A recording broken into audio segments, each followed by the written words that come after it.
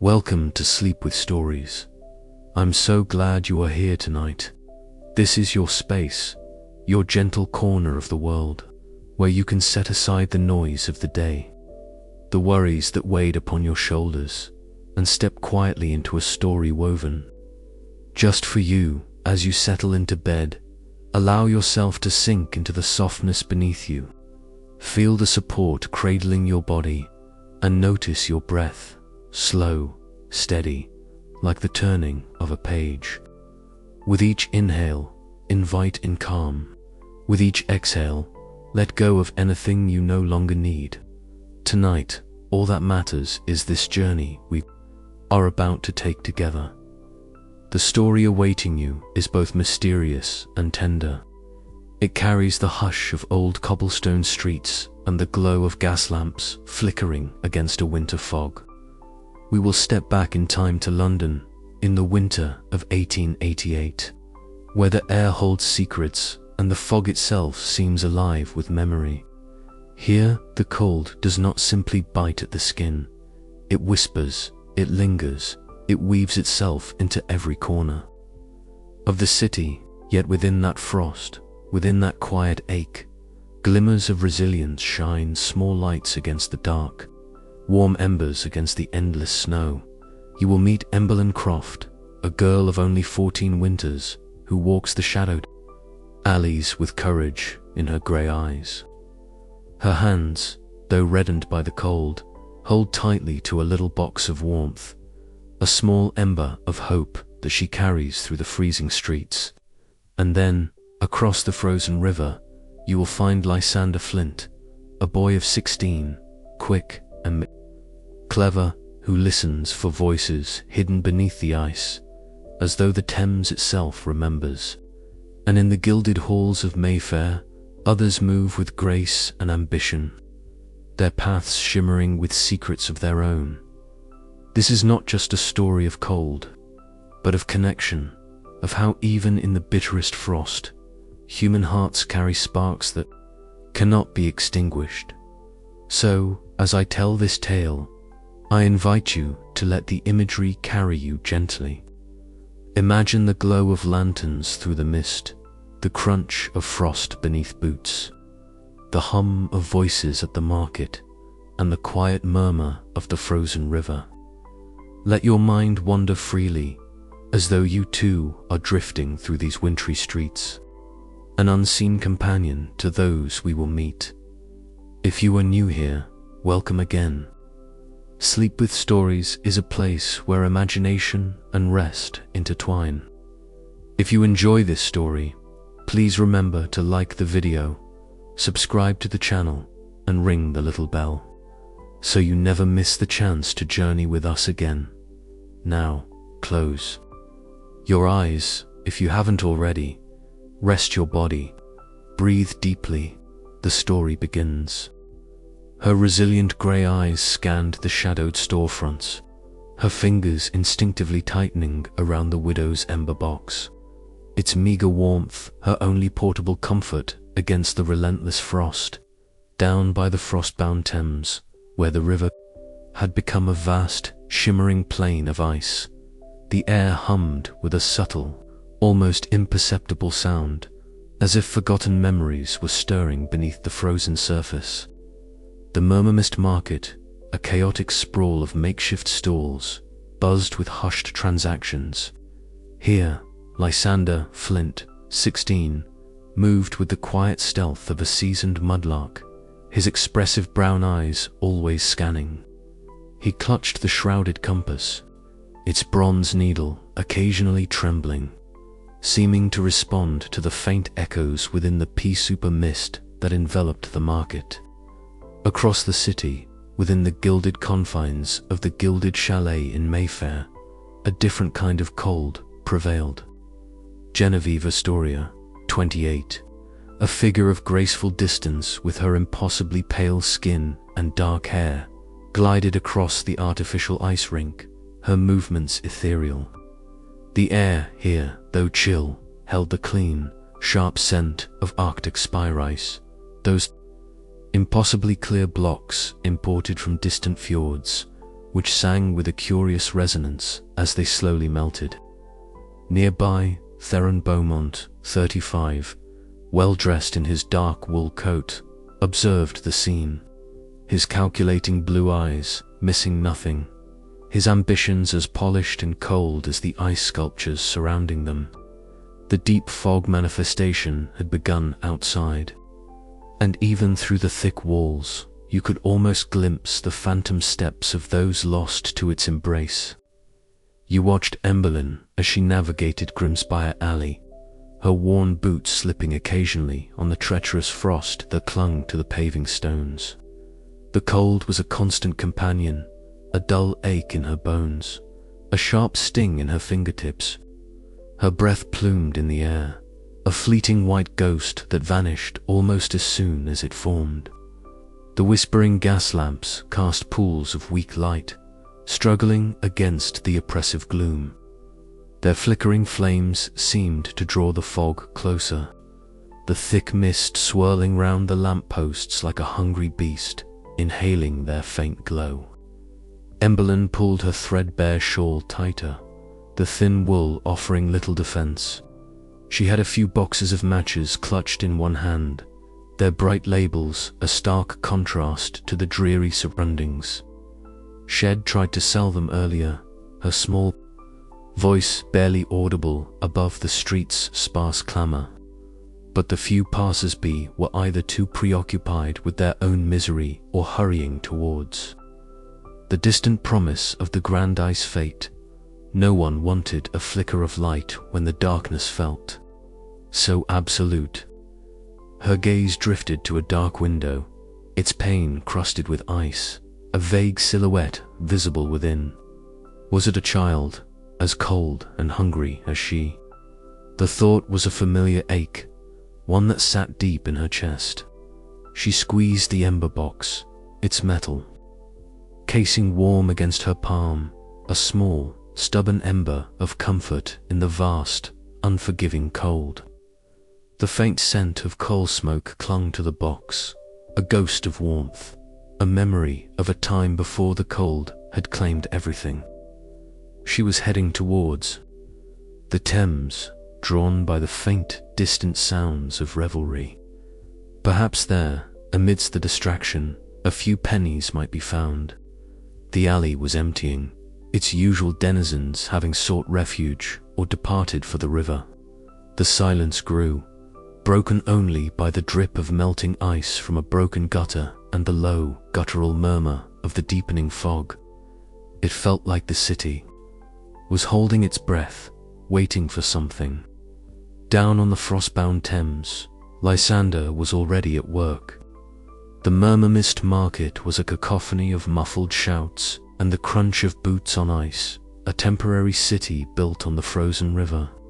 Huddled figures moved between the ramshackle stalls, their faces obscured by scarves and the omnipresent mist. The deep fog manifestation was particularly strong here, the mist not merely obscuring vision but seeming to hum with a low, vibrant energy. Lysander moved through it with an uncanny familiarity, his lean frame slipping between vendors and buyers, his eyes sharp and practiced. He wasn't looking for trinkets or cast-off goods. He was listening. The frost-bound Thames, when frozen to this depth, was rumored to hold the echoes of all that had transpired on its surface over centuries. Today, the ice was thinner in patches. A crystalline membrane stretched taut over a historical void. He knelt by a particularly clear patch, pressing his ear to the ice.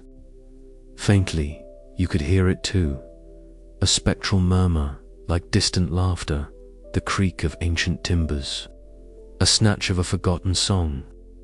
This was the discovery of the Thames echoes, a phenomenon that occurred only when the conditions were just right, when the ice became a conduit to the past. His fingers, despite the cold, were nimble as they probed the icy bank. He was searching for something specific, a feeling, a resonance that the shrouded compass was hinting at. The compass, clutched in his left hand, trembled almost constantly. Now, its needle not pointing north but oscillating wildly, as if pulled by unseen currents. It wasn't just the fog that made it quiver. It was something in the fog, something from the echoes. He imagined figures, indistinct and sorrowful, drifting. Just beneath the ice, their lives frozen in time, their voices just beyond reach. He thought he saw a flicker, a fleeting, spectral figure within the depths of the swirling pea souper, a ghost of winter's past beckoning deeper into the city's frozen heart. It was gone in an instant, perhaps a trick of the mist, but the chill it left was real. Lysander shivered, pulling his thin coat tighter. He knew these parts of the Thames, knew its secrets, its hidden dangers. He had found strange things before, relics that spoke of other times, other lives. Today, however, the river felt different. It was less a place of scavenging and more a vast, murmuring memory, and he, a quiet listener, attuned to its whispered history. Miles away, within the opulent confines of the gilded chalet, Genevieve moved with an ethereal grace across the polished floor of the main hall. Her dark dress a striking contrast to the shimmering backdrop. She wasn't on the artificial ice rink tonight, but rather inspecting a new delivery of Arctic spire ice. These impossibly clear blocks, some taller than a man, stood like sentinels, catching the light from the chandeliers and refracting it into 1,000 glittering facets. The air around them was noticeably colder, purer, almost otherworldly. You could feel the subtle vibrations emanating from them, a low, resonant hum that was indeed a kind of singing. It was a peculiar sound, like wind through mountain peaks, or the distant ringing of chimes. Genevieve traced a finger along the smooth, cold surface of one block, her pale skin almost translucent in the reflected light. Her expression was one of rapt, almost reverent contemplation. She found an exquisite beauty in the extreme cold, a crystalline perfection that transcended the mundane. The ordinary world, with its grime and its clamor, held little interest for her, but the unique, the peculiar, the unnaturally pristine, these drew her in. She had commissioned these blocks for the grand ice fete, for the elaborate ice sculptures that would adorn the chalet and the grand promenade on the Thames. But she also simply enjoyed their presence, their silent, humming power. Theron entered the hall, his dark wool coat brushing against the velvet drapes. He paused, observing her, a faint, almost imperceptible smile playing on his lips.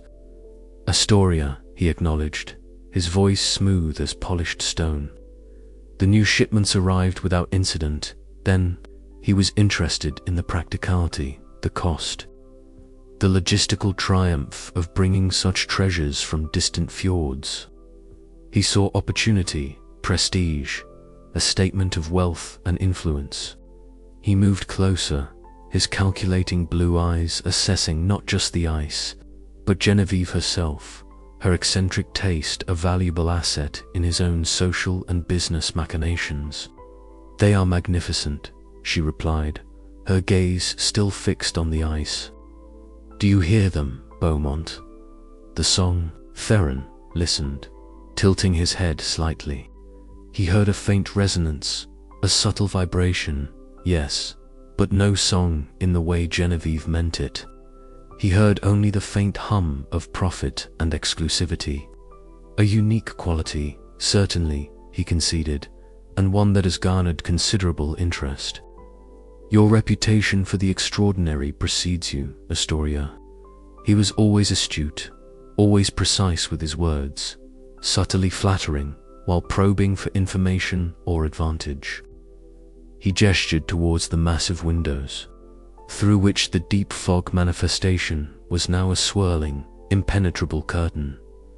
"The city outside is quite consumed by the pea souper, yet here, we maintain our own perfect chill.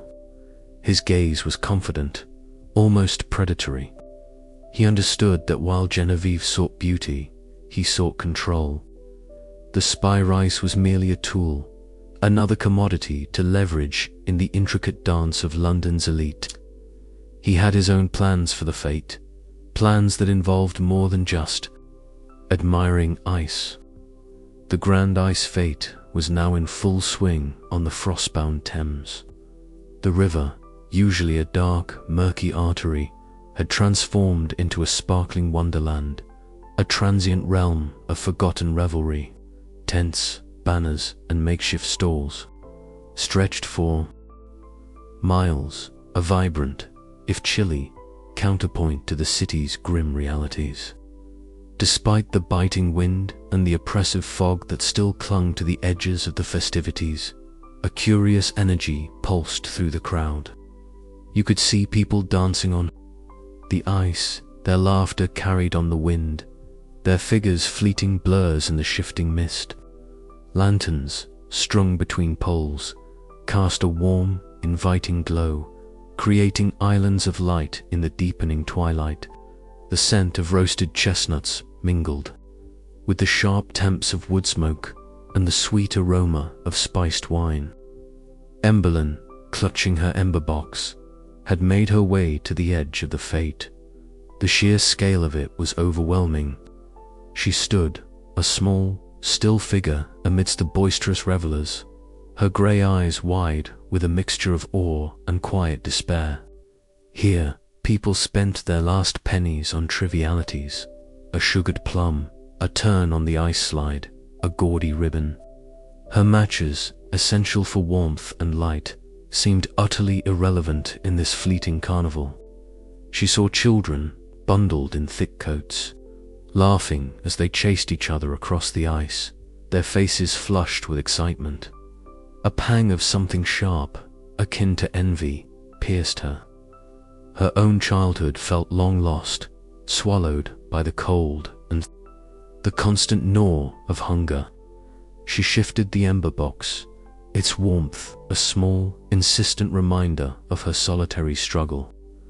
A particularly dense swirl of fog drifted towards her, a sentient tendril reaching out from the larger manifestation. As it enveloped her, you felt a sudden drop in temperature, and the world seemed to dim further. For a fleeting moment, a shape coalesced within the mist, an indistinct, shimmering figure, neither solid nor shadow. It seemed to beckon, its form shifting like smoke, before dissolving as quickly as it appeared. Emberlyn shivered, but not entirely from the cold. It was the deep fog manifestation, more vivid and unsettling than she had ever witnessed.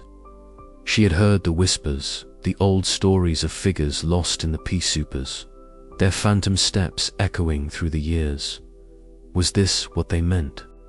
She clutched her ember box tighter, the faint heat a grounding force against the surreal chill. She had to focus. She had to sell these matches. She took a deep breath, the cold air burning her lungs, and pushed further into the throng, her small voice ready to try again. Lysander, meanwhile, was at the heart of the Murmur-Mist market, which formed a less glamorous, more chaotic annex to the main fete. Here, amidst the vendors selling dubious wares and scavenged treasures, he continued his diligent search.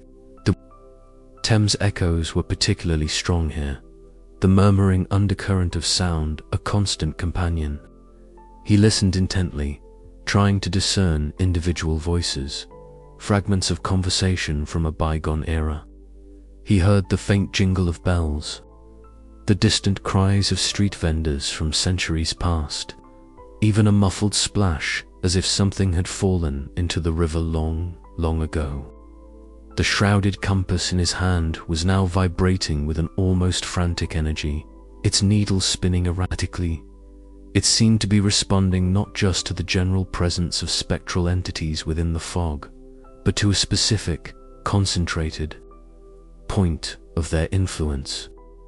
His eyes, keen and accustomed to the half-light, scanned the icy surface near a cluster of abandoned fishing nets. There, partially embedded in the ice, something glinted. He carefully chipped away the surrounding ice. With a small, specialized tool, his breath pluming around his face. It was a locket, tarnished with age, but clearly once valuable. As he pulled it free, a wave of cold washed over him, deeper than the ambient temperature. The locket was intensely cold, and as he held it, the Thames echoes around him intensified. Dramatically, he heard a clear, desperate whisper, a woman's voice, pleading, then a sharp, distinct crack like ice breaking, followed by a choked gasp. It was the discovery of the Thames echoes, playing out a fragment of a tragedy from beneath the frozen surface, spurred by the locket. The spectral figure he'd glimpsed earlier, he realized, might not have been a trick of the light. The compass settled, its needle pointing directly at the locket, then it shuddered and went still. Lysander pocketed the locket, a strange sense of unease settling over him. This wasn't just a discarded relic.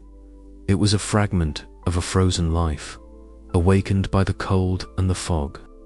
He knew, with an instinctive certainty, that this locket was linked to the deeper mysteries of the fate and the encroaching supernatural winter.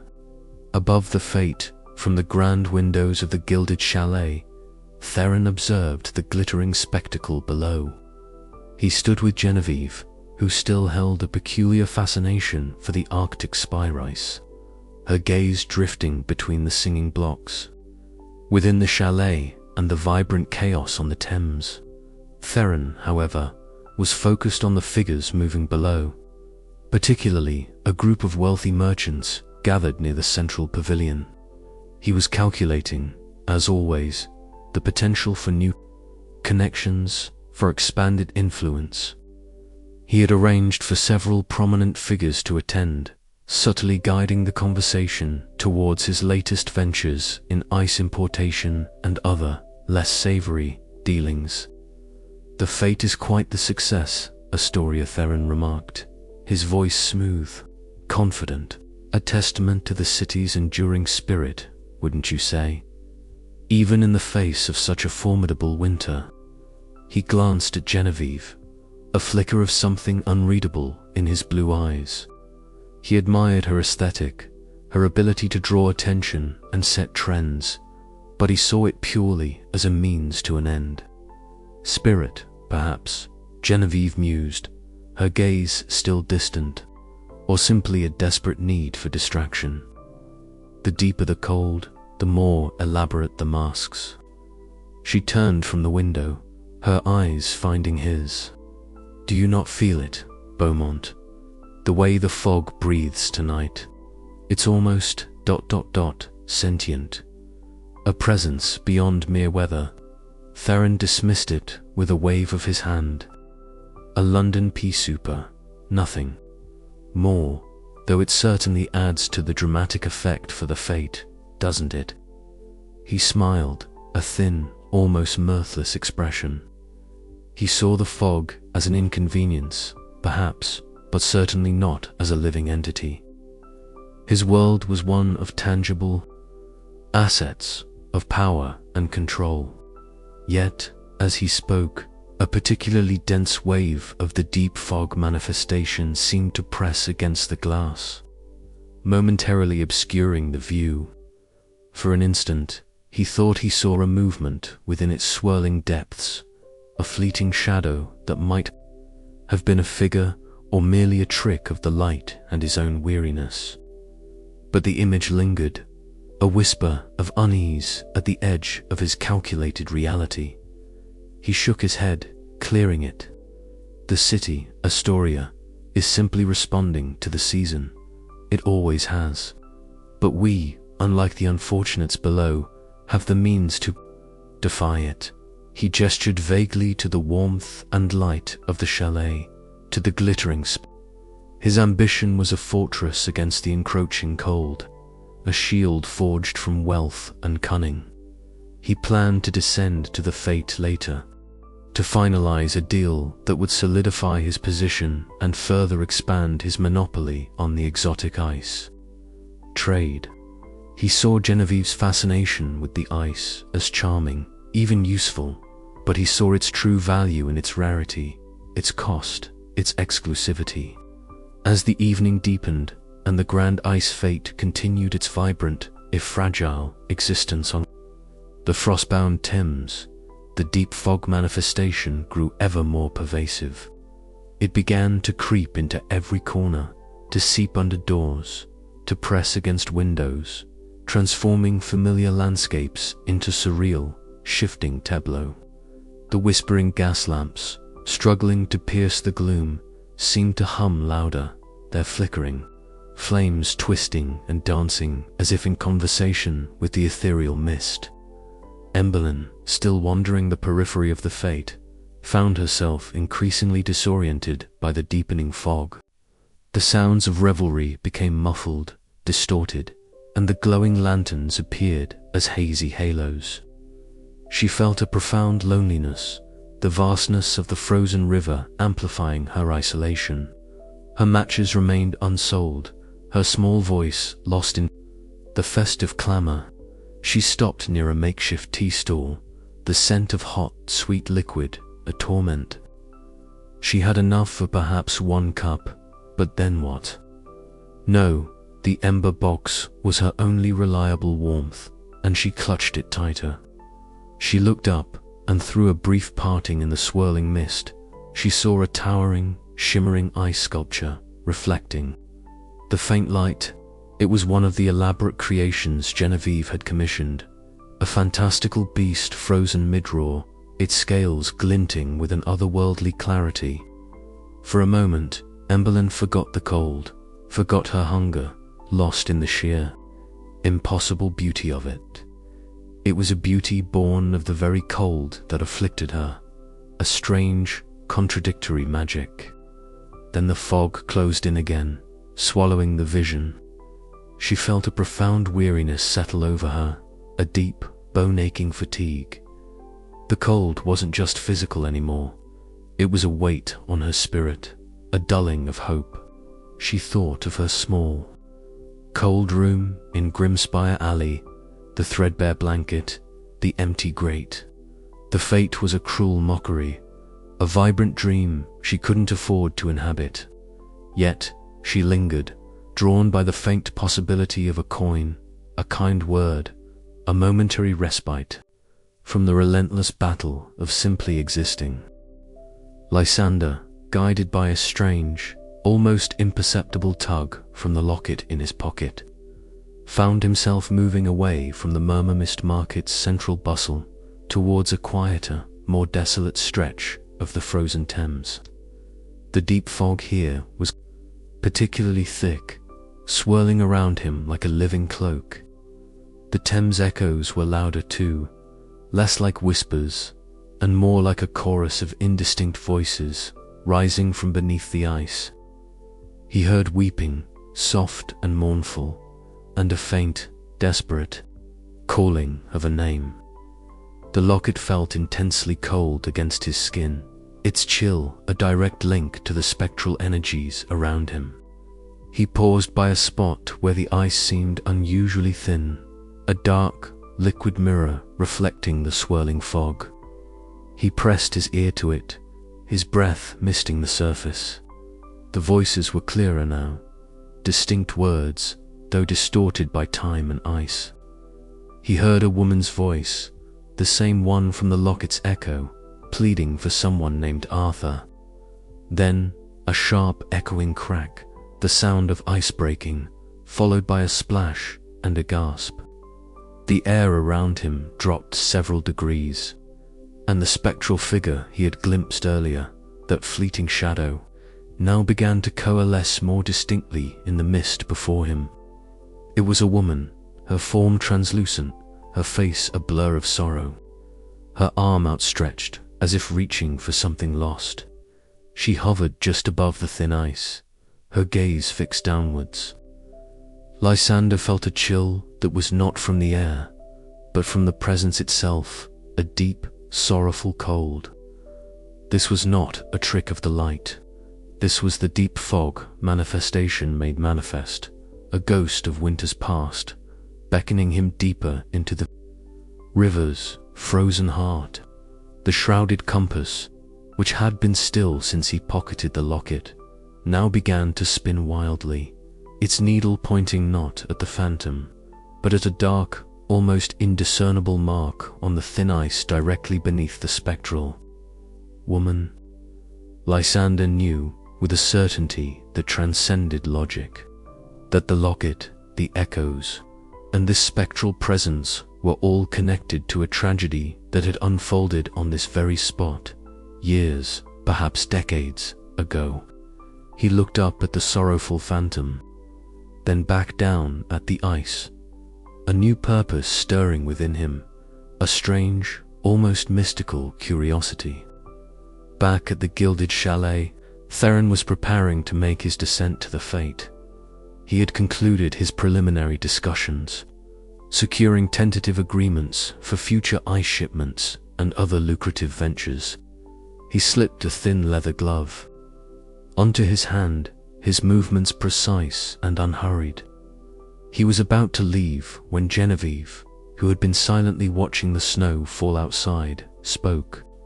"Beaumont," she said, her voice softer than usual, "do you ever wonder what lies beneath the surface? Not just of the ice, but of the city itself, the things that are forgotten or simply buried by time and cold?" Theron paused, turning to face her. "My dear Astoria," he replied, a hint of amusement in his tone, "I concern myself with what lies on the surface, what can be seen, what can be acquired. The past is a liability, not an asset." He thought of the vast sums he had invested in the Arctic spice, the delicate logistics of its transport, the control he now wielded over its distribution. That was reality. "Perhaps," Genevieve said, turning back to the window, "but sometimes, what is beneath has a way of rising. The ice sings, Theron. Do you not hear it?" She placed a hand on one of the large blocks of Arctic spice, and for a moment the hum seemed to intensify. A low, resonant note that Theron, despite himself, could now almost discern as a musical tone, a mournful, drawn-out note. He frowned. He preferred the cold to be silent, inanimate, a resource to be exploited. This singing was an inconvenience, a distraction, a trick of the air, perhaps, Astoria, he said, trying to dismiss it, though the sound seemed to linger. A persistent vibration in the otherwise still air of the opulent hall, or merely the sound of melting ice, a natural phenomenon. He had to believe it was natural. To believe otherwise would be to admit a loss of control, a breach in his carefully constructed reality. The deep fog manifestation outside continued to press against the glass, a thick, swirling shroud that seemed to absorb all light and sound. Even within the warmth of the chalet, you felt its oppressive presence, the sense that something vast and ancient was breathing just beyond the walls. Theron, despite his dismissive words, found himself looking at the fog with a new scrutiny. The fleeting shadow he'd seen earlier, had it been his imagination? He adjusted his coat, a slight tremor in his hand that he quickly concealed. "I must attend to matters on the ice," he announced, his voice regaining its customary authority. "The fate, for all its quirks, presents unique opportunities." He would go down to the Thames, not to revel, but to conquer. He had a particular deal in mind, a consolidation of influence that would make him undisputed master of the London ice trade. And as he walked away, leaving Genevieve with her singing ice, he swore he could still hear that faint, mournful note, a song from the heart of the cold. As the fate reached its zenith, A strange, almost magnetic pull began to draw the disparate threads of London's frozen heart together. Emberlyn, cold and disheartened, stumbled upon a clearing where a group of wealthy revelers were gathered around. A particularly large block of Arctic spire ice, its facets catching the light and reflecting it in dazzling patterns. They were toasting with mulled wine, their laughter echoing a little too loudly in the deepening fog. She watched, unnoticed, a small shadow against the backdrop of their oblivious joy. Not far from her, Lysander, having navigated the thickest part of the deep fog, had also reached this clearing. He kept to the shadows, his eyes scanning for any disturbance, any sign that the spectral presence might return. The locket in his pocket pulsed faintly, a cold knot against his skin, a silent alarm. He saw the shimmering ice block, its unusual clarity drawing his eye. He also saw the group of well-dressed men, one of whom, Theron, he recognized from whispered rumors at the Murmur-Mist market as the man who dealt in the purest, most expensive ice. Lysander felt an instinctive distrust for such figures, those who profited from the very elements that oppressed the poor. He had witnessed the spectral woman, heard the echoes of her tragedy. He wondered if this beautiful, singing ice was connected to something darker, something buried beneath the city's veneer of revelry. Just then, Theron, having emerged from the main promenade of the fete, approached the very same group of merchants by the spire ice. He carried himself with an air of understated power, his calculated blue eyes surveying the scene. He was here to close his deal, to cement his control. He spoke in low, confident tones, his words obscured by the ambient noise of the fete, but his posture radiating dominance. He pointed at the massive ice block, emphasizing its purity, its provenance. He made the sale a quiet, almost imperceptible transaction of immense value. As he did so, he felt a momentary, inexplicable chill, a sudden drop in temperature that even his thick wool coat couldn't entirely ward off. He glanced around, attributing it to a shift in the wind or a particularly dense patch of fog. He did not notice the small, shivering figure of Emberlyn in the shadows, nor the watchful, intense gaze of Lysander.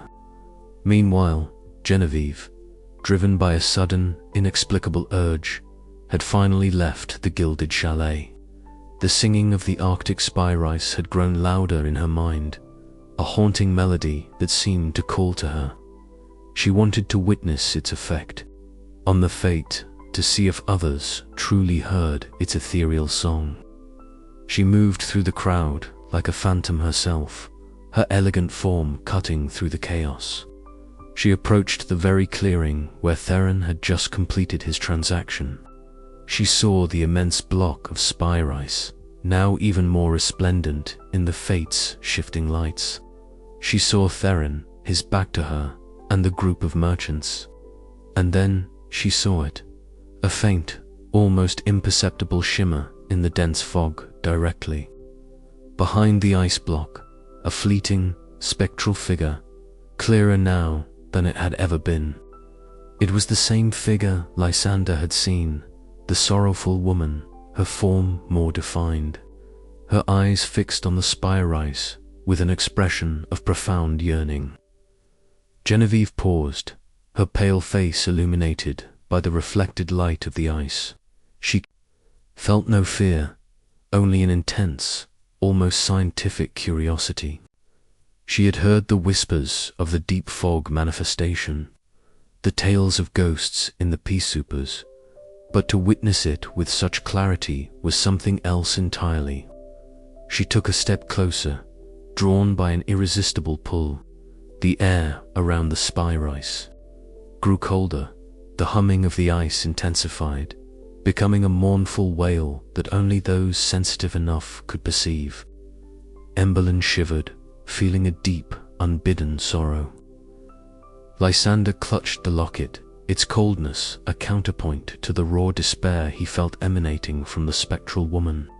Theron, focused on his triumph, felt the lingering chill, but dismissed it as the triumph of the market, and Genevieve, standing before the phantom, raised a gloved hand as if to touch the intangible. The city's heart, forged in the crucible of ice and fog, pulsed with a strange, contradictory magic, a testament to lives lived, lost, and forever etched into the frozen landscape. The grand ice fete, for all its superficial revelry, was becoming a stage for a much older, deeper drama, where the past bled into the present, and the very air whispered secrets only the coldest hearts could truly hear.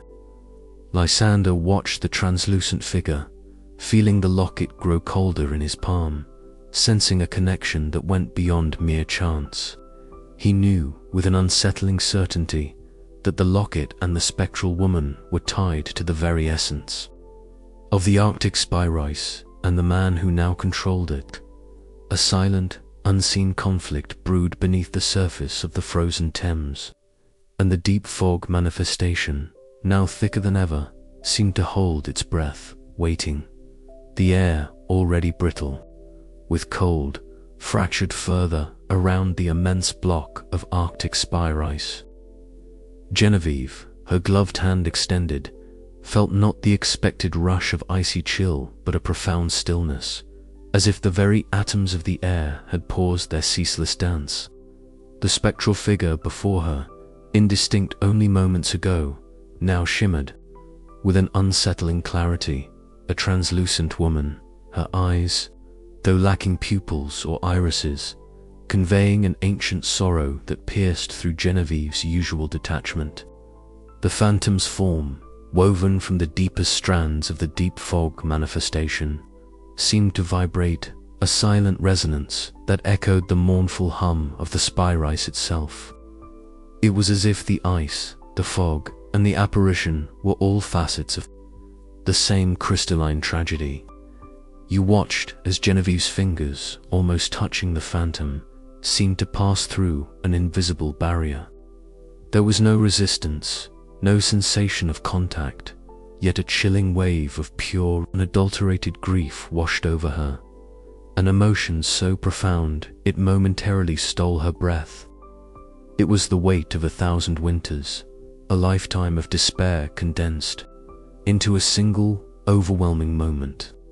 Her elegant posture, usually so unyielding, faltered slightly. Her pale skin, already translucent, seemed to grow even more pallid, almost blue beneath the fate's flickering lights. She did not recoil, however. Instead, her head tilted, her penetrating gaze fixed on the phantom, a quiet hunger for understanding replacing any hint of fear. This was not a curiosity to be sated by a book or a casual observation. This was a direct communion with the uncanny, a revelation that stirred something long dormant within her. Lysander, hidden in the deeper shadows beyond the circle of light, cast by the Arctic spice, felt the locket in his pocket grow violently cold, as if it were drawing the heat from his very core. The metal burned with an inverse fire against his skin, a sharp, almost painful anchor to the escalating spectral activity. The shrouded compass in his hand began to spin with a furious, desperate energy, its needle a blur, no longer pointing to a specific spot but reacting to the overwhelming, pervasive presence. He could feel the Thames echoes surge, not as faint whispers now, but as a torrent of sound that pressed against his eardrums, a chaotic chorus of cries, desperate pleas, and the heart-stopping sound of ice cracking, breaking, plunging. He heard the same woman's voice from the locket's echo, screaming, a name, Arthur. A raw primal shriek of loss that ripped through the muffled clamor of the fate. He saw the spectral woman's translucent arm extend further towards the spice, her gaze locked on its pristine surface, an agonizing yearning etched into her phantom features. He understood then, with a horrifying clarity, that the ice, in its purity and beauty, was not merely an object of luxury, but a monument, a tombstone, and perhaps a prison. The figure was not merely beckoning, it was reaching, desperately reaching, for something within the very heart of the monumental ice. Theron, who had just concluded his lucrative deal, felt the profound, inexplicable chill that had swept over the clearing intensified dramatically. It was no longer a mere shift in wind. It was a physical oppression, a weight that settled onto his shoulders, causing the fine hairs on his neck to prickle. He had dismissed Genevieve's earlier words about the fog being sentient, about the ice, singing as mere poetic fancy. Now, however, the very air seemed to crackle with an unseen energy, and the mournful wail of the Arctic spiris, which he had struggled to hear before, now resonated through the clearing with an undeniable, heart-wrenching clarity. It was a lament, a sorrowful song that spoke of deep, unending loss. He glanced towards Genevieve, noting her strange stillness, her hand outstretched. Then his eyes, sharp and calculating, finally landed on the shimmering figure behind the ice. His logical mind, accustomed to tangible realities and quantifiable assets, recoiled. It was impossible. A trick of the light, a figment of imagination induced by the biting cold and the pervasive fog. But the figure held a chilling solidity in its translucence, an undeniable presence that defied all reason. His carefully cultivated composure began to fray at the edges. This was not a matter of profit or influence. This was something utterly beyond his control, something that threatened the very fabric of his ordered world. He took a step back, his hand instinctively going to the heavy gold watch chain across his vest, as if seeking reassurance from its solid weight. The festive sounds of the fete, moments ago a comforting hum of human activity, now seemed thin and fragile, easily swallowed by the sudden, profound silence that had fallen over this particular clearing. Emberlyn, a small, unnoticed silhouette in the shadows, watched the scene unfold with a child's stark, unblinking honesty. The immense ice sculpture, which had briefly offered her a glimpse of impossible beauty, was now the epicenter of a terrifying, mournful spectacle. The deep fog, which had always been a cold, suffocating blanket, now seemed to twist and writhe with a life of its own, its tendrils reaching out like grasping fingers. She saw Genevieve, her elegant silhouette against the shimmering ice, reaching towards the figure. She saw Theron, his usually commanding presence diminished, a flicker of something akin to fear in his eyes, and she saw the spectral woman clearer than ever, her sorrow a tangible thing that radiated outwards, seeping into the very ground. Emberlyn shivered, pulling the widow's ember box tighter to her chest. Its meager warmth, usually a comfort, now felt like a fragile, fading ember against an encroaching, all-consuming cold. It was a cold that wasn't just physical, but spiritual, a chill that seeped into her bones and threatened to extinguish the stubborn light of her own resilience. She had always known the cold could kill, but she had never imagined it could hold a sorrow so deep, so ancient. The joyous sounds of the distant fate seemed to mock the profound tragedy unfolding before her. The world had split, and she, a small, forgotten girl, was caught between its two irreconcilable halves, the desperate revelry and the living, breathing grief of a frozen past. As Genevieve's hand reached its zenith, a ripple like a stone dropped into still water spread across the surface of the Arctic spiris. The faint, mournful wail intensified, becoming a piercing, sustained note that vibrated through the very ground. From within the colossal block, an internal light seemed to ignite, a faint, pulsing blue glow that emanated from its heart, revealing a blurred, swirling shape within its otherwise pristine clarity. It was a face, indistinct but undeniably human, pressed against the inner surface of the ice, as if trapped within. The phantom woman before Genevieve reacted violently. Her translucent form convulsed, a silent scream seeming to tear through her ethereal essence. Her outstretched arm, still reaching, pulsed with a desperate energy. The Thames echoes, now deafening for Lysander, coalesced into a single, harrowing narrative. The woman's voice, clear and agonizing, describing a betrayal, a desperate chase on the frozen river, the treachery of a love lost, and the final, horrific plunge beneath the cracking ice. The name Arthur was repeated, not as a plea, but as a curse. Lysander, his senses overwhelmed, fell to one knee, clutching the shrouded compass. The locket, searing cold, seemed to draw him closer to the immense spiral. He saw the face within the ice, the spectral woman's reaction, and understood. The spiral was not just beautiful. It was a sarcophagus, a monument to a life, perhaps. The life, trapped within its crystalline heart.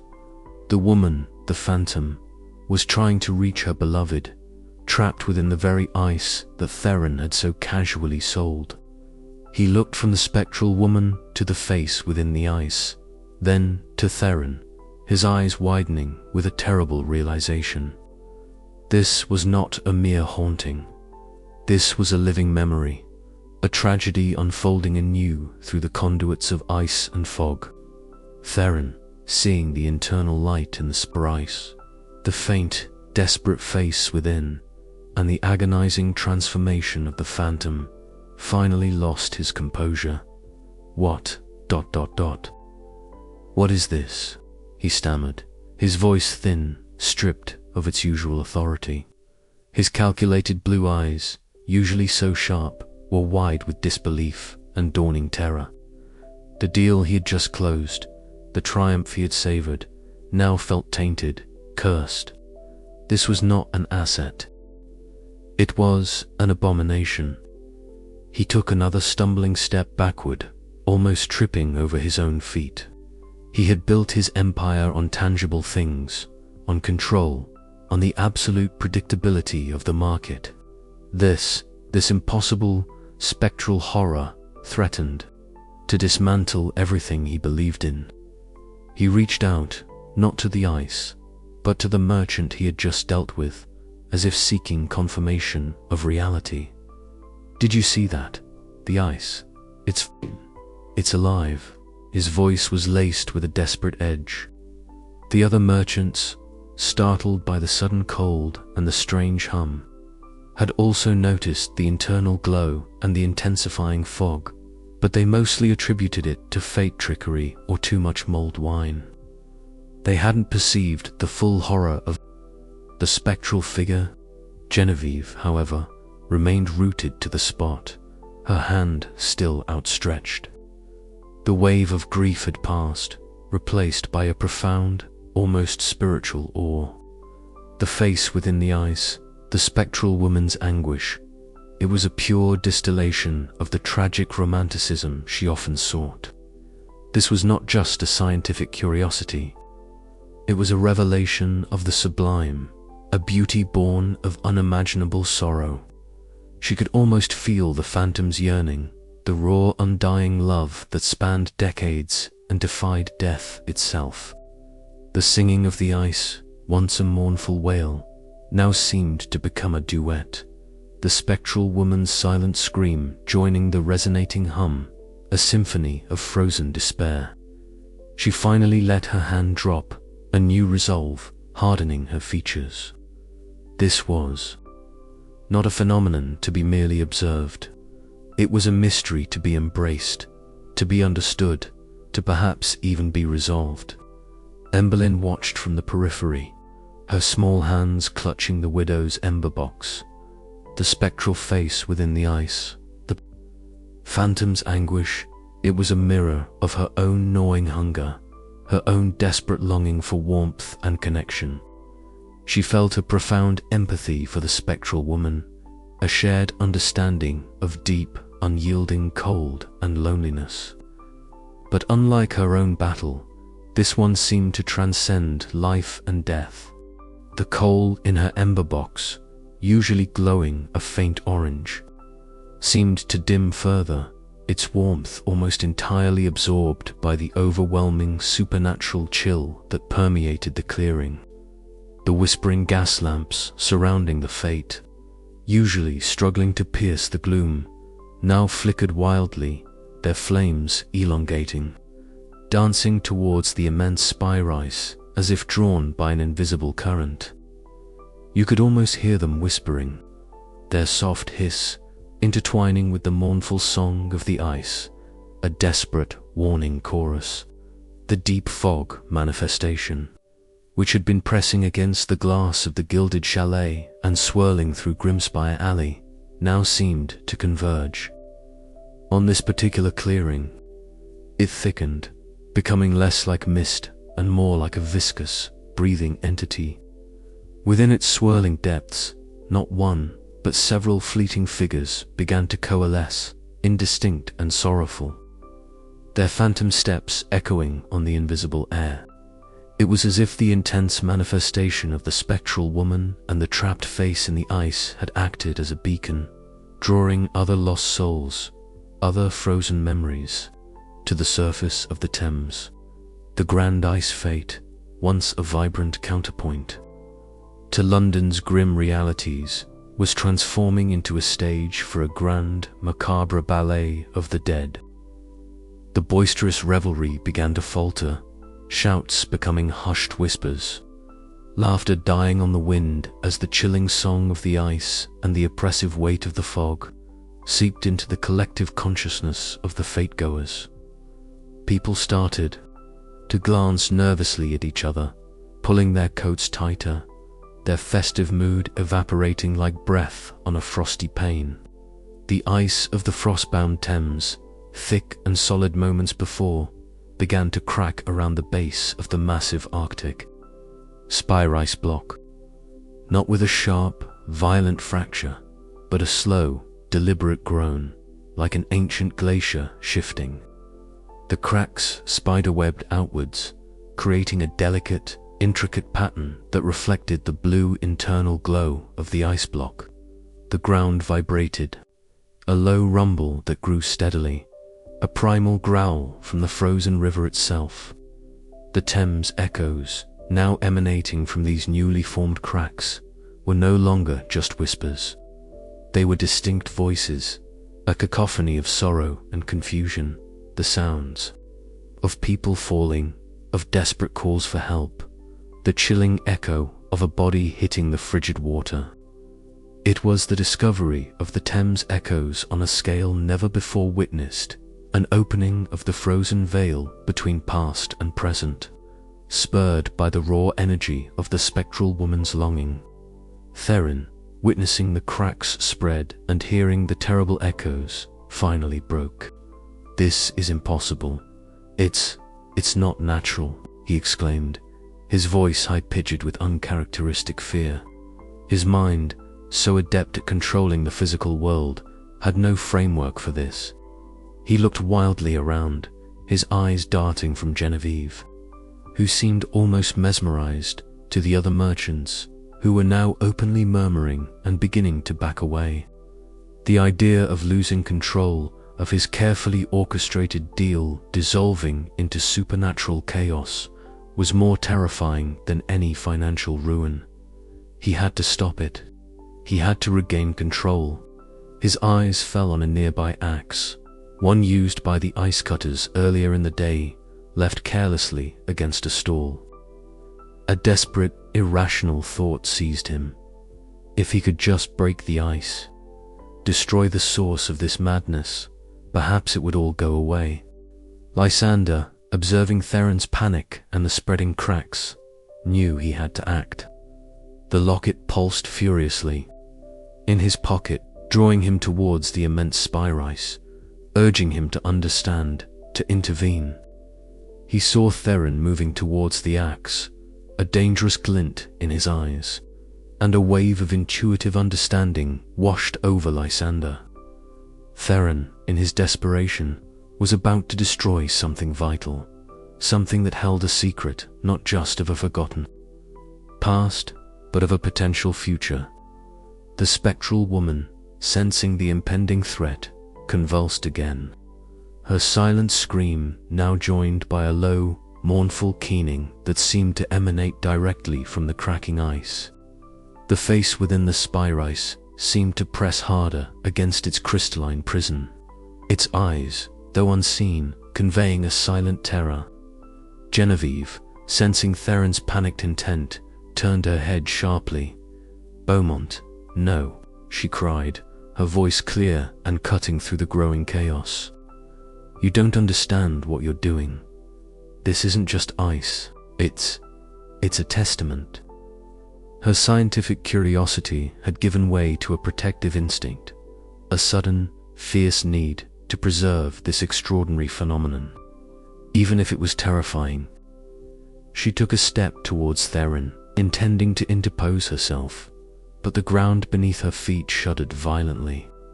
Emberlyn, watching it all, felt the cold intensify to an unbearable degree, a biting, raw chill that seeped into her very bones. The fate, which had seemed a cruel mockery, now felt like a desperate, fragile bubble about to burst. The laughter and music had completely died, replaced by gasps and murmurs of fear. People were starting to run, pushing through the thickening fog, desperate to escape the unsettling spectacle. Her own instinct was to flee, to find any small sliver of warmth. But something held her rooted. The profound sorrow emanating from the spectral woman, a silent plea that resonated deep within her own lonely heart. She looked at the widow's ember box, its coals now utterly extinguished, a stark testament to the supernatural cold that defied all natural laws. Her last source of warmth gone. Theron, driven by a primal need for control, snatched the axe. Its weight felt oddly comforting. In his hand, he raised it, his eyes fixed on the immense Arctic spirais, on the faint, trapped face within. He saw it as the source of his current terror, a flaw in his perfect world. He would smash it, shatter the illusion, and reclaim his dominion. His face was contorted with a mixture of fear and furious determination. As the axe arced downwards, a chilling gust of wind, laden with the scent of ancient ice and grave dust, swept through the clearing, extinguishing several of the whispering gas lamps. The fate was plunged into deeper gloom, illuminated only by the remaining flickering lamps and the eerie blue glow from within the spectral woman, with a final, heart-wrenching keening that seemed to vibrate through Lysander's very soul, dissolved back into the thick pea souper, leaving only a profound cold and the lingering scent of sorrow. Her essence, however, seemed to pour into the spirais, intensifying its internal glow, and causing the face within to become momentarily clearer, its features contorted in a silent scream. The axe struck the Arctic spirais with a dull, resonant thud. Not the shattering crash Theron had expected, but a deeper, more profound sound, like a bell tolling for a lost soul. A single, jagged crack shot up the side of the massive block, and a small, perfectly clear shard of ice, pulsating with the blue internal light, splintered off and flew through the air. Lysander, moving with an agility born of desperation, lunged forward. He saw the shard, aimed as if by unseen forces, flying directly towards Theron, but he wasn't trying to intercept it. His eyes were fixed on something else. As the shard separated, a tiny, almost imperceptible gleam of metal caught. within its crystalline heart, became visible for a fleeting instant. It was a ring embedded deep within the ice, and as the shard flew, the locket in Lysander's pocket gave a final, agonizing tremor, and then went utterly, profoundly still. The Thames echoes, too, abruptly ceased, leaving a chilling, absolute silence in their wake.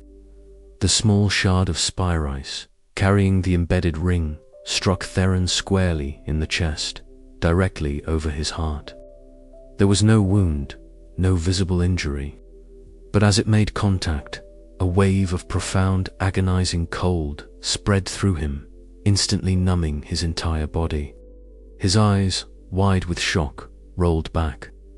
The axe clattered from his suddenly limp hand, falling onto the cracking ice with a muted thud. He swayed, then collapsed onto the ice, a figure of elegant repose, now utterly frozen, his breath pluming round his mouth one last time before he lay perfectly still. A silent, unmoving statue. Genevieve gasped, her hand flying to her mouth.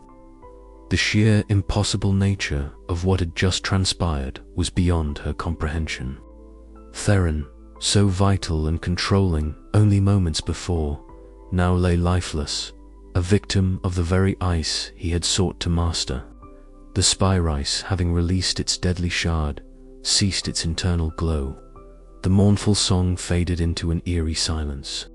The deep fog manifestation, having played its part, began to swirl and dissipate, retreating into the edges of the fate, leaving behind only the lingering scent of sorrow and the profound, unnatural cold. Emmeline, watching from her hidden vantage point, felt a strange mix of terror and a bleak, unexpected triumph. The man who had profited from the cold, who had ignored the suffering around him, had been undone by the very essence he controlled. It was a harsh justice, meted out by the city itself, by the supernatural winter that was not merely a season but a living, breathing entity. Her ember box, still cold and empty, felt heavier in her hand, no longer just a source of warmth, but a symbol of defiance against the overwhelming chill. The grand ice fate, now half deserted, its remaining revelers staring in horrified silence or fleeing into the diminishing fog, had become a testament to the fragile line between celebration and catastrophe, between life and the encroaching, spectral embrace of London's frozen heart. The Thames, usually a dark, murky artery, now pulsed with a chilling, vibrant memory. Its ice a silent witness to a new, terrible secret. The small shard of spice, carrying the embedded ring, struck Theron squarely in the chest, directly over his heart. There was no wound, no visible injury, but as it made contact, a wave of profound, agonizing cold spread through him, instantly numbing his entire body. His eyes, wide with shock, rolled back. The axe clattered from his suddenly limp hand, falling onto the cracking ice with a muted thud. He swayed, then collapsed onto the ice, a figure of elegant repose, now utterly frozen, his breath pluming round his mouth one last time before he lay perfectly still, a silent, unmoving statue. Genevieve gasped, her hand flying to her mouth. The sheer, impossible nature of what had just transpired was beyond her comprehension. Theron, so vital and controlling only moments before, now lay lifeless, a victim of the very ice he had sought to master. The spice, having released its deadly shard, ceased its internal glow. The mournful song faded into an eerie silence. The deep fog manifestation, having played its part, began to swirl and dissipate, retreating into the edges of the fate, leaving behind only the lingering scent of sorrow and the profound, unnatural cold. Emmeline, watching from her hidden vantage point, felt a strange mix of terror and a bleak, unexpected triumph. The man who had profited from the cold, who had ignored the suffering around him, had been undone by the very essence he controlled. It was a harsh justice, meted out by the city itself, by the supernatural winter that was not merely a season but a living, breathing entity. Her ember box, still cold and empty, felt heavier in her hand, no longer just a source of warmth, but a symbol of defiance against the overwhelming chill. The grand ice fate, now half deserted, its remaining revelers staring in horrified silence or fleeing into the diminishing fog, had become a testament to the fragile line between celebration and catastrophe, between life and the encroaching, spectral embrace of London's frozen heart.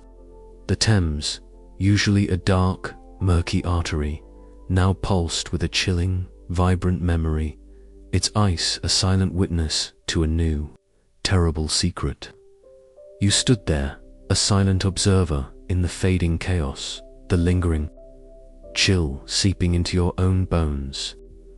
The festive sounds of the grand ice fate, which had moments ago filled the air, had now dwindled to a terrified hush, punctuated only by the frantic footsteps of those desperate to escape. The few remaining revelers, their faces pale and drawn, beneath the flickering light of the remaining whispering gas lamps, edged away from the colossal Arctic spire-ice, as if its very presence was now contagious with death. Theron lay on the cracked ice, an almost artistic tableau of stillness, his dark wool coat spread around him like a somber shroud. His face, frozen in a mask of bewildered terror, was a stark contrast to the calculating composure you had observed in him before. A thin layer of frost was already beginning to bloom on his eyelashes, tiny crystalline needles clinging to the remnants of his breath. Lysander, still on one knee, his hand still clutched the now inert shrouded compass. He stared at Theron's body, then at the immense spire-ice. The abrupt silence of the Thames echoes was more jarring than their earlier cacophony. It was as if the river, having released its centuries-old grievance, had fallen into a deep, exhausted slumber. He reached into his pocket, his fingers closing round the small, heavy locket. Its previous searing cold had given way to an unnerving warmth, a faint, almost imperceptible pulse that seemed to mirror a heartbeat, quiet and steady. He pulled it out, examining its tarnished surface in the dim light. It no longer hummed or vibrated, it simply sat in his palm, a silent relic. His gaze shifted to the shard of ice embedded in Theron's chest, a tiny, glittering spear point against the dark fabric. The ring, now clearly visible within the ice, was a simple gold band, unadorned, but it seemed to hum with a quiet significance that transcended its humble appearance. He felt a profound sense of understanding, a chilling clarity that settled. Deep in his gut, the spectral woman hadn't just been reaching for a memory. She had been reaching for the very physical manifestation of her lost love, and the spire-ice, in its malevolent purity, had acted as both a conduit and a jailer. Genevieve, recovering from her initial shock, slowly approached Theron's body. Her scientific mind, though temporarily overwhelmed, began to reassert itself. This was an unprecedented phenomenon. A man frozen solid, not by the biting London air, but by a shard of supernatural ice, a piece of something that held a trapped essence within. She knelt beside him, her elegant gloved fingers hovering inches above his chest. You could see the internal debate playing out on her features, the urge to touch, to probe, to understand the precise nature of the chill that had claimed him, warring with a primal sense of reverence for the sanctity of death. She noted the clarity of the ice shard, its impossibly pure blue light now extinguished, leaving it transparent and still. Her eyes fixed on the ring, glinting dully within, a wedding band, perhaps. The romantic in her stirred, intertwining with the scientist. A love story, frozen in time, culminating in such a dramatic, tragic end. She glanced at the retreating wisps of the deep fog manifestation, then back at the now silent Spirus. It seemed to loom over them, a quiet, monumental presence that held its secrets tightly once more. Emberlin, though hidden, found her gaze drawn to Lysander. He was on his knees, clutching something, staring at Theron. She had seen him before, a blur on the riverbanks, a figure as solitary as herself. There was a shared understanding in there. Peripheral existence, a silent kinship born of living on the fringes. The grand ice fate, for all its grandiosity, had become a desolate stage. The few remaining vendors were hastily packing their wares, their faces etched with a mixture of fear and superstition.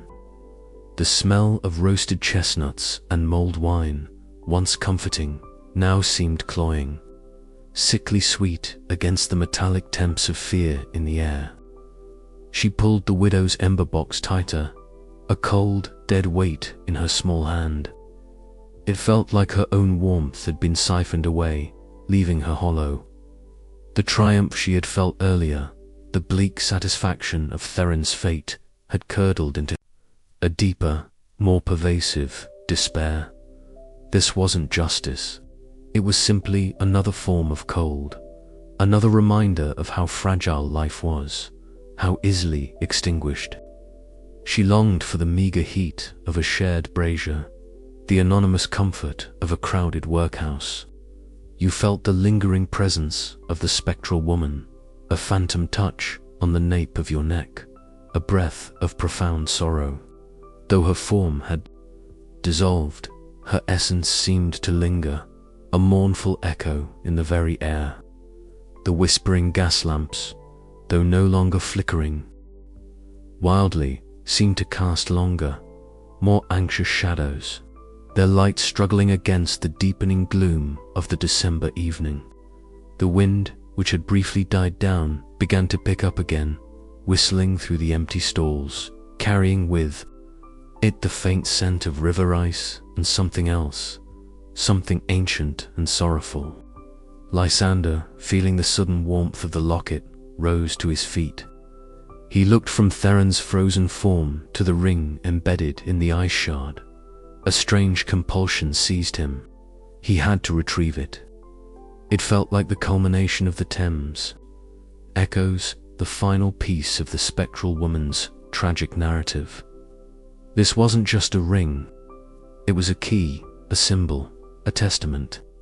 He cautiously approached Theron, stepping around the spreading cracks in the ice. The river groaned beneath him, a low, resonant sound that was no longer terrifying, but simply sad. He knelt, his nimble fingers reaching for the small shard of ice. It was firmly embedded, not merely resting on the surface. He tried to pry it loose, but it resisted, a stubborn extension of Theron's stillness. The cold emanating from it was intense, a localized chill that seemed to bypass his heavy mudlark gloves and sink directly into his bones. It was a cold that burned, a paradoxical sensation that made his teeth ache. Genevieve, observing Lysander, hesitated.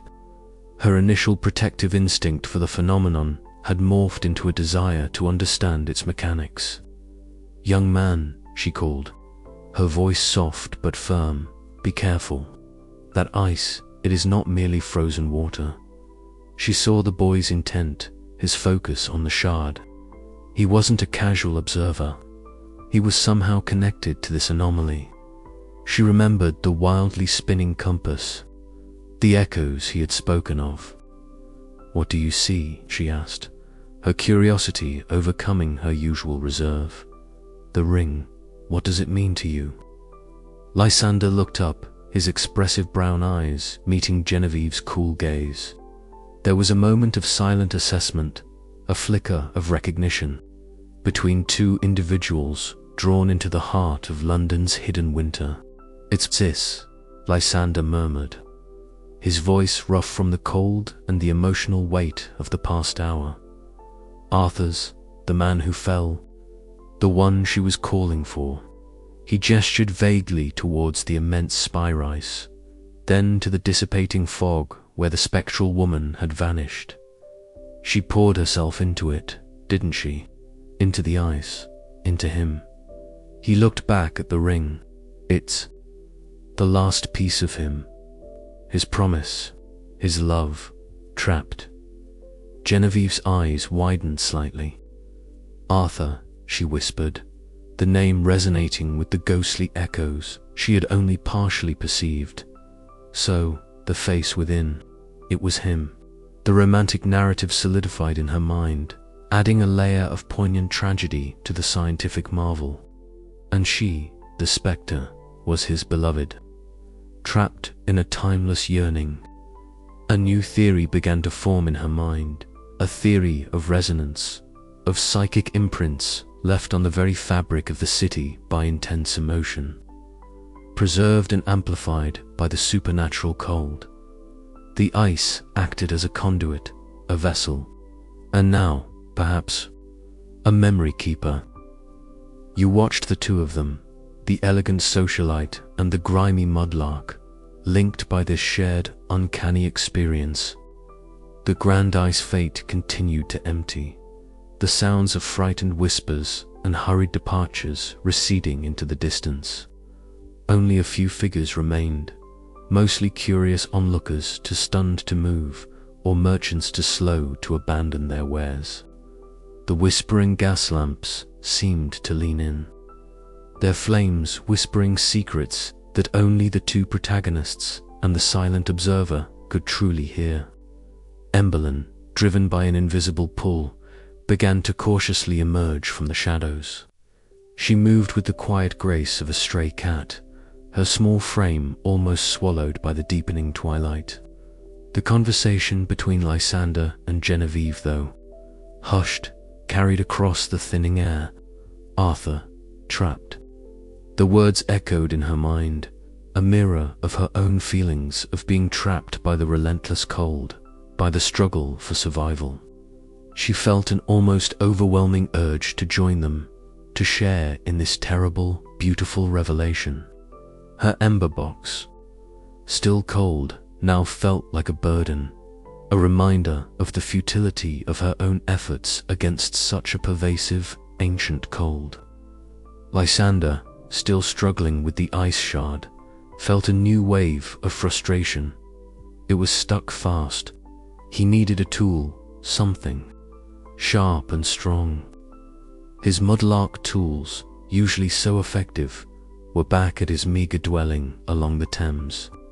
He glanced around, spotting the axe Theron had dropped. It lay glinting dully a few feet away, a stark symbol of the violence that had just transpired. He hesitated. To touch it felt like touching the very instrument of death, but the compulsion to free the ring was too strong. Genevieve, seeing his struggle, spoke again. "Allow me, young man." She retrieved a small, ornate silver hairpin from her dark hair, its tip surprisingly sharp. Perhaps a more delicate touch is required. She knelt beside him, her gloved fingers expertly working at the edges of the shard. Her movements were precise, almost surgical, as she carefully leveraged the ice, trying to separate it from Theron's coat without disturbing the body further. Her gaze was not on Theron, but entirely on the ice, on the ring within. For her, it was a specimen, a key to unlocking a greater understanding. Emberlyn finally stepped into the dim light. Her small form seemed almost ethereal in the dissipating fog. It's so cold," she whispered, her voice barely audible, but carrying a profound weight of raw, unadorned truth. She wasn't speaking of the air, but of the entire situation, the chilling beauty and terror of it all. She felt drawn to the light emanating from the spy rice, even though its internal glow had ceased. It was a strange magnet, a focus point for all the fear and wonder of the night. Lysander and Genevieve both looked up, startled by the sudden appearance of the girl. Genevieve's expression softened slightly, a rare crack in her distant demeanor. "Indeed, child," she replied, her voice tinged with an unexpected empathy. A cold, unlike any other. She continued to work at the shard, her efforts rewarded by a faint crackle of ice. Just as the shard began to loosen, a low, guttural growl rumbled from the edges of the frost-bound Thames. The remaining whispering gas lamps flickered wildly, and the thin layer of ice around the Spyrice block, which had momentarily stilled, began to crack again, this time with greater force. The sounds were no longer just echoes of the past, but something new, something alive and enraged. A shadowy form, indistinct within the lingering tendrils of the deep fog manifestation, seemed to rise from the river itself, its size immense, its movements slow and deliberate, like a creature awakening from a long, cold slumber.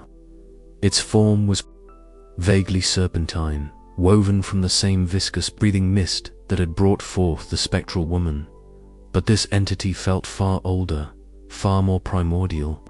Its eyes, if it had them, were two pinpricks of icy blue light, burning with an ancient, possessive fury. "What is that?" Emberlyn gasped, clutching her empty ember box, her small body trembling not just from the cold, but from sheer terror. This was not the familiar, suffocating fog. This was a living nightmare, something that defied all logic and reason. Lysander, his heart hammering against his ribs, instinctively shielded Emberlyn with his body.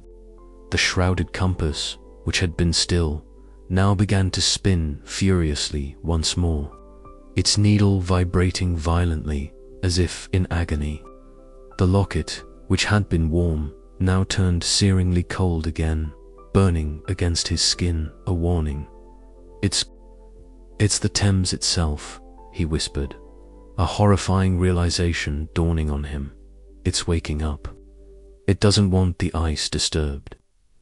The echoes returned, not as distinct voices, but as a guttural roar, 1,000 muffled cries of rage and territorial fury. Genevieve, abandoning her delicate work, rose to her feet, her pale face betraying a flicker of fear. This was not the elegant, tragic supernatural she sought. This was something monstrous, something beyond her controlled fascination. "A guardian," she murmured, her voice barely audible, "a protector of its frozen memories." The blue pinpricks of light in the fog beast's form seemed to fix on them, a chilling, malevolent gaze. The ground beneath their feet groaned, the cracks in the ice widening rapidly, threatening to swallow them whole.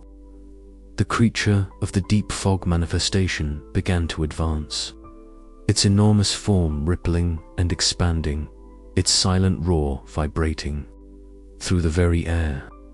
The grand ice fate, now completely deserted by revelers, stood exposed, its abandoned stalls and flickering whispering gas lamps dwarfed by the approaching entity. The remaining merchants, who had hesitated, now fled in a terrified stampede, their cries swallowed by the monstrous silence of the fog beast. Lysander knew they couldn't fight it. This was a force of nature, a living embodiment of London's deepest, most ancient winter. They had to escape. "We need to go now," he yelled, grabbing Emberlyn's hand. Her fingers, small and cold, felt like ice in his. He pulled her, trying to navigate the widening cracks.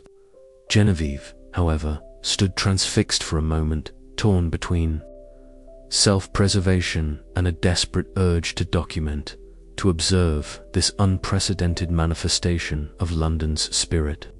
The creature was terrifying, yes, but it was also sublime, a living testament to the city's ancient, frozen heart.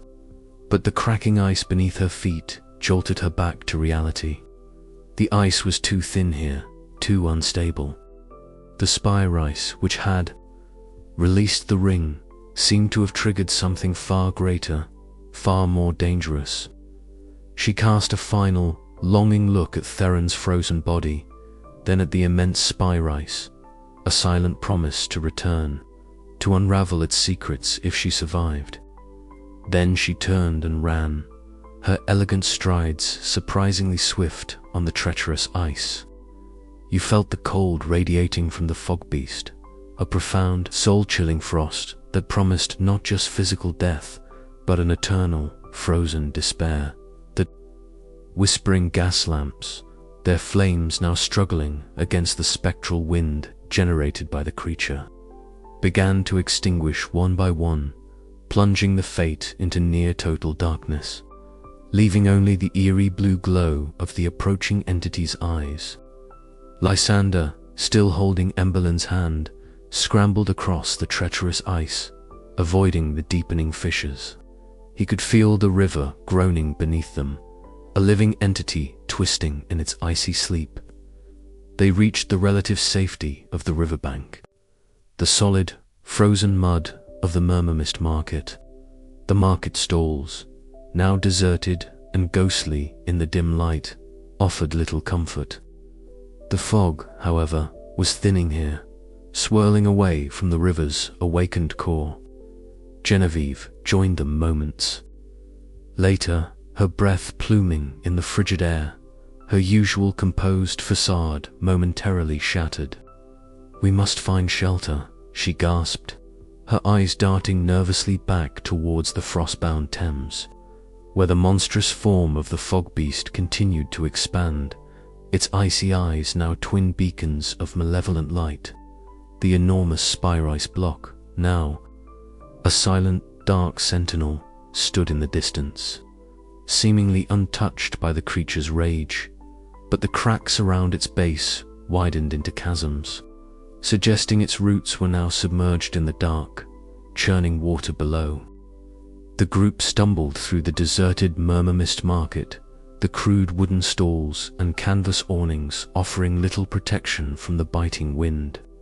The usual murmur of secrets that pervaded the market had been replaced by a deafening silence, a testament to the primal fear that had swept through the area. Lysander's mind, sharp and resourceful, immediately assessed their options.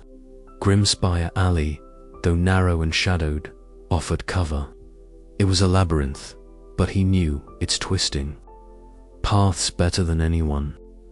Grimspire Alley, he urged, pointing towards the familiar, shadowed entrance, a dark moor in the side of the city. "It's not far. We can lose it in there." Emberlin, still clutching her empty ember box, her fingers numb, nodded mutely. She was exhausted. The cold, a constant, gnawing presence. The horror of the fog beast had dulled the sharp edges of her own personal cold, replacing it with a more profound, existential chill. She simply wanted warmth, safety, the illusion of being hidden. Genevieve, though she found the alley distasteful, understood the urgency. She had no desire to be consumed by an ancient river spirit. "Lead the way, Lysander," she commanded, her voice regaining a semblance of its usual authority. You followed them, their footsteps echoing faintly on the frozen ground. The air grew colder, if that were possible, as they left the open expanse of the Thames and plunged into the narrow confines of Grimspire Alley. The fog, though thinner, still clung to the cobblestones, weaving itself around their ankles like spectral chains. The whispering gas lamps here were few and far between, their weak flames casting long, distorted shadows that danced on the grimy brick walls. The alley lived up to its name, a place of gloom and broken pavement, where every shadow seemed to conceal a hidden threat. As they navigated the labyrinthine alley, The distant roar of the Thames beast faded, replaced by the mundane sounds of the city, the creak of unseen doors, the distant clang of a bell, the muffled cries of children. But the silence that had fallen over them, the quiet dread of their encounter, remained. Lysander, his eyes constantly scanning the shadows, led them through a series of increasingly narrow passages, past grimy tenement windows and closed shop fronts. Emmeline, despite her exhaustion, moved with surprising agility, her small size allowing her to slip through gaps that Lysander had to squeeze through. Genevieve, though elegant, navigated the treacherous terrain with a determined grace, her heavy skirts brushing against the damp walls. After what felt like an eternity, they emerged into a slightly wider thoroughfare, still shadowed, but less oppressive. The air here was clearer, the deep fog manifestation having retreated fully from this part of the city. Lysander stopped, panting, and leaned against a cold brick wall. The locket, which had been burning cold, had now returned to its unnerving warmth, its pulse faint but steady. The shrouded compass was still, its needle pointing north once more. The immediate threat was gone. Emmeline slid down to sit on the cobblestones, her legs giving out beneath her. She hugged her knees to her chest, trying to conserve any last bit of warmth. The exhaustion was overwhelming. The memory of the fog beast, its icy eyes, was seared into her mind. Genevieve, though outwardly composed, leaned against the opposite wall, her breathing ragged. Her mind raced, trying to process the night's events. The inexplicable death of Theron, the spectral woman, the trapped man, the sentient river itself. It was a tapestry of phenomena that defied all her established scientific principles, yet it had been undeniably real. The ring, still embedded in Theron's chest, tantalized her. It was a piece of the puzzle, a physical link to the ethereal tragedy. Lysander, looking at the silent locket in his hand, realized something profound. The spectral woman, Arthur's beloved, hadn't just poured her essence into the spy rice. She had completed her journey. The cessation of the Thames echoes, the quiet of the locket. It meant she was finally at peace, finally reunited with him, not just in memory, but in some ethereal, shared existence within the ice.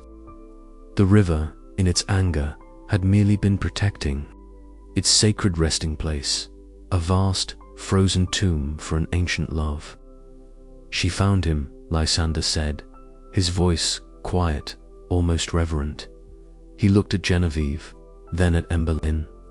She found her Arthur, there together now, in the ice. He held up the locket. That's why this is quiet. That's why the echoes stopped. Genevieve looked at him, her penetrating gaze softening. A beautiful, terrible reunion, she murmured. The river itself became their monument. She paused, then pushed herself off the wall. But what of him? She asked, gesturing vaguely back towards the Thames. Theron Beaumont. He cannot simply lie there. Lysander shrugged, a gesture of helplessness. He was a fool, he said simply, to disturb the Thames' sleep. He knew the river claimed its own, in many ways. Theron, in his greed and hubris, had paid the ultimate price. Emmeline, though she didn't fully grasp the nuances of their conversation, understood the core. The spectral woman, the one who radiated such sorrow, was now at peace. And the man who had dismissed her, who had profited from the very ice that held her beloved, was gone. A quiet sense of closure settled over her. The cold was still there, a pervasive ache, but the overwhelming despair had lifted, replaced by a flicker of hope, a resilience born of witnessing such profound, otherworldly events. The widow's ember box, still cold and empty, no longer felt like a symbol of futility. It was now a reminder of the inner flame, the quiet determination that had allowed her to survive, to witness, to persist. Genevieve, looking at the two young figures, the mudlark and the match girl, felt a profound shift within her. Her world, once so ordered by scientific principles and social niceties, had been irrevocably altered. She had witnessed something truly magical, a profound manifestation of love and sorrow that transcended the veil of death. Her fascination had not waned, but it had deepened, acquiring a spiritual dimension. "We must ensure his unusual departure is handled discreetly," she said, her voice practical once more. "For the sake of the fate and for the peace of the river." She knew the authorities would be baffled, but she could use her influence to spin a tale of tragic accident, perhaps a fall through weakened ice, a more palatable explanation for the public. The true story, the one she and these two young people now carried, would remain their secret. Lysander nodded. He knew the ways of the city, its hidden truths and its convenient lies. He would help, for the sake of the river and for the quiet peace of Arthur and his beloved. He looked at Emberlyn, then at Genevieve. They were an unlikely trio, forged in the crucible of a supernatural winter. The night deepened over London. The whispering gas lamps, those that remained lit, cast their lonely glow, their soft hisses no longer sounding like warnings, but like the quiet sighs of a city settling into a profound, if uneasy, slumber. The frost-bound Thames, though still cracked, was quiet. Its monstrous guardian had retreated, its ancient rage seemingly appeased by Theron's ultimate sacrifice. The Grandice fate lay abandoned, a scattering of forgotten revelry, a silent stage where tragedy and magic had intertwined. You watched as Genevieve, Lysander, and Emberlyn, an unexpected alliance, began to make their way back towards the heart of the city, away from the eerie stillness of the frozen river. Genevieve, her mind already planning, was a woman transformed. Her detached curiosity deepened into a fervent quest for understanding the world's hidden magic. Lysander, his spirit matured by the night's revelations, carried the quiet knowledge of the river's secrets, forever bound to its icy whispers. And Emberlyn, no longer just a match girl battling the relentless cold, carried within her a newfound fortitude, a quiet understanding that even in the bleakest of winters, profound beauty and resilience could be found, an ember of hope burning bright against the encroaching chill. London, a city of contrasts, had revealed its deepest truths, its heart a testament to the enduring spirit of its inhabitants, forever forged in the crucible of ice and fog. The whispers of the past would always linger in the cold, but they were now interwoven with the quiet strength of those who survived. A lullaby of perseverance sung against the backdrop of a city that defied even the cruelest of seasons. If you enjoyed this glimpse into London's frozen heart, please consider liking this story and subscribing for more tales whispered by the gaslight.